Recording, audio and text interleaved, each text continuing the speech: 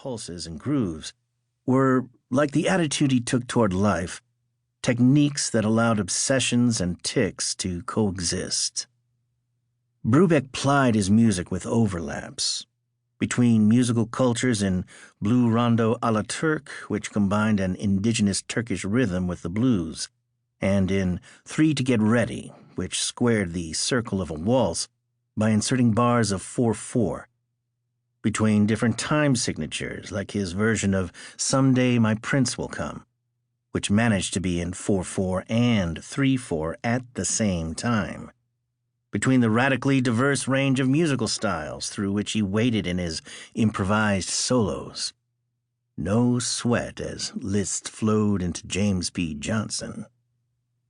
And time also meant time signatures.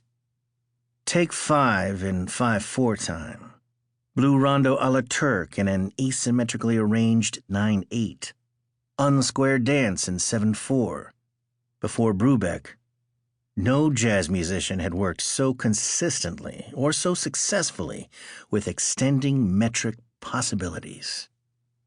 For all their bold innovations and harmonic daring, Charlie Parker, Dizzy Gillespie, and Thelonious Monk, the occasional waltz aside, kept to 4/4 time, but Brubeck's experiments with time signatures became his calling card. In the U.S., May 4, 5/4, has become an unofficial Dave Brubeck Day and Twitter meme, and Tchaikovsky might have composed a famous waltz in 5/4 time in his Pathétique Symphony. But Brubeck came to own the idea of 5/4 time in the way that Van Gogh owned the sunflower and Philip Glass the arpeggio, which meant he owned nothing at all.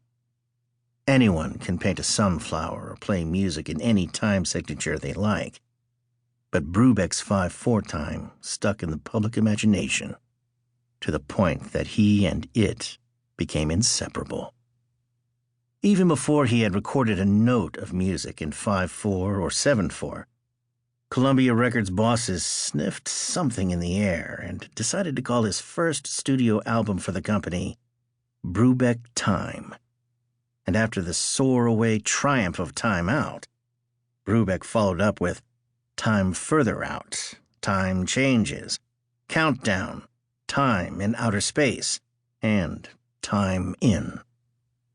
His gift to any prospective biographer, especially one searching for a title, was that word, time, which needed to feature as part of my title, but in a more meaningful way than a mere wisecracking play on words.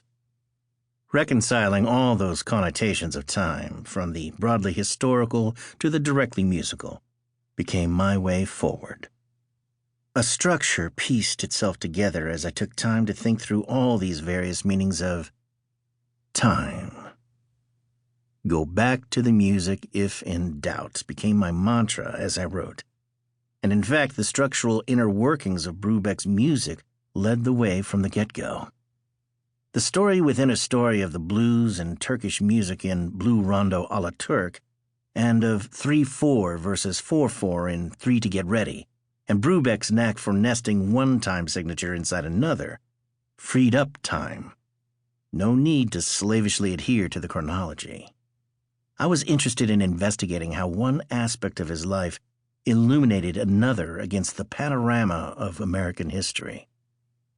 And if you're wondering why the first chapter begins in 2003 and then flips back to 1953, when the Dave Brubeck Quartet was touring in a package with Charlie Parker, that is why. Opening the book by explaining where Brubeck's music stood in relation to Parker's, who was then considered to be the very embodiment of modern jazz, journey straight to the heart of the music. And another reason to cut direct to the chase, leaving Brubeck's birth until later, was that I didn't want to wait for the chronological narrative to catch up with my own role as an embedded reporter. In 2003, I shadowed the Dave Brubeck Quartet, then featuring Bobby Militello, Michael Moore, and Randy Jones, during a 10-day tour of the UK. I couldn't make every gig, but as the quartet traveled between their rented apartment in Maida Vale, West London, and Brighton, Southend, Manchester,